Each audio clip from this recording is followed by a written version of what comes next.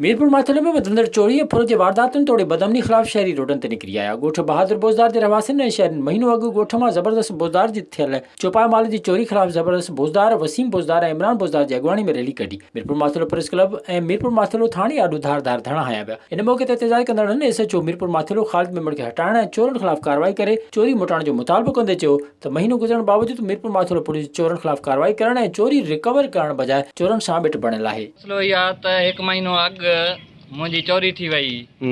उन्ही ते जेको आहे त पुलिस माल मारे आई, चोरनि जो पैसा वठी जेको आहे माल ख़ालिद मोमेंट छॾे ॾिनो ऐं मुंहिंजो इहो मुतालबो आहे हाणे ॿिनि ॾींहंनि जे अंदरि में मुंहिंजो माल वापसि करायो वञे, न त जेको आहे त मां SP ऑफिस अॻियां जेको आहे त पूरी बिरादरी गॾु करे क़ौमी शाहरा ते धरणो हणंदुसि। SHO चए थो तव्हां चोरनि खे ॻोल्हो पोइ मां गिरफ़्तार कंदुमि। जॾहिं असां चोरनि खे असां ॻोल्हूं त पोइ SHO छा कंदो, अवाम जे लाइ छा कंदो? असांजूं निंडूं हराम आहिनि, हर रोज़ जेको आहे चोर अचनि था पिया।